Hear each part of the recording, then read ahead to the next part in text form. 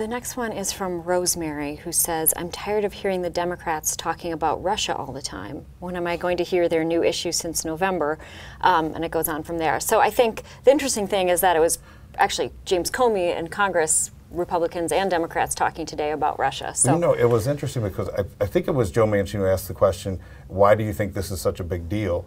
And that was probably the most impassioned response that James Comey made today, where he said, you know, that we are a country of a democracy. It's messy, and there are problems with it. But this is a case where it appears that a foreign government tried to meddle in our election, and that is a big deal. We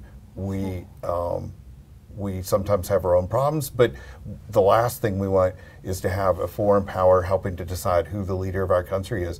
I mean, it's a very big deal right now, and you know, there have been a lot of stories about this, and it would be good, you know, to resolve this issue and to figure out first how they were involved and whether anyone with the Trump campaign was involved with you know, with the election or any coordination with the Russians. I think Comey went on to say that if an American citizen helped a foreign government, that would be a very big deal, Sure. which, yeah. And they expect more Russian intervention in our elections going forward.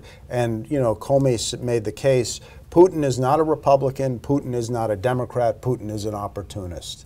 And, you know, it's important. I can understand there's the 35% of Americans who are core supporters of Trump may not believe in any of this, may not want to see this played out, but it's going to play out.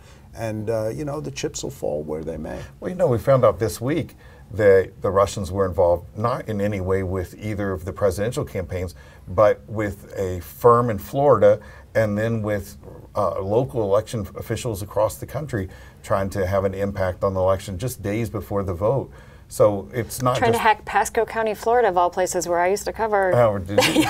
So yeah, so it's not just about the Trump administration. I think there's a much bigger issue about how secure our elections are.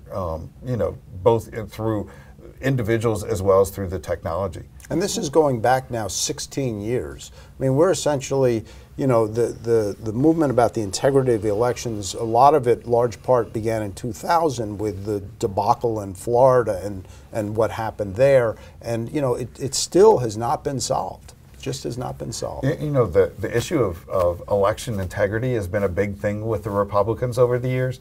I wonder if these recent disclosures will make that part of the, you know, a concern for Republicans in terms of making sure that our systems are secure and that there won't be any meddling by foreign governments.